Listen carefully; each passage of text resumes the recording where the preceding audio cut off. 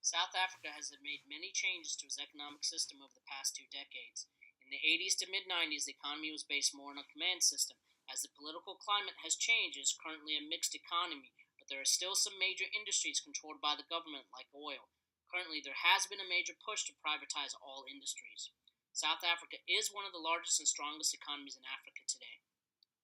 Economic growth, measured by annual GDP, has shown very little progress over the past 2 to 3 years. In the early 2000s, South Africa was seeing a large growth in the area of 5% in 2005, but took a huge drop during the economic crisis of 2008. There was a rebound, but still growth is slow at only 1.26% in 2005. GDP total of South Africa is only 314 billion versus the US at 18 trillion. As the graph of the GNI per capita PPP shows, there has been steady disparity between South Africa and US over the past 25 years. The data shows that South Africa has become more expensive compared to the US. The PPP factor is around 5.5 in 2015.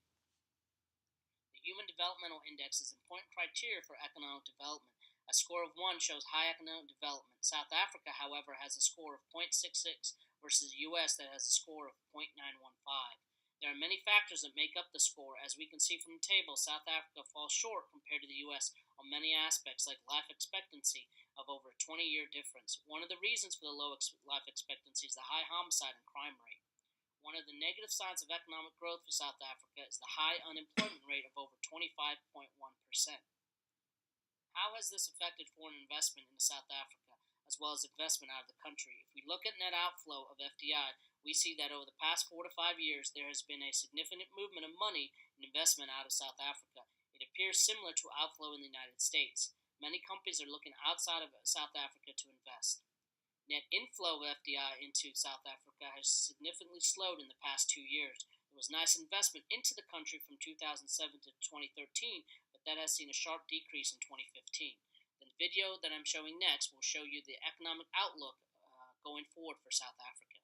South Africa recently avoided a downgrade to so-called junk status by the ratings agency Standard & Poor's, which cited its slow economic growth as a major area of concern.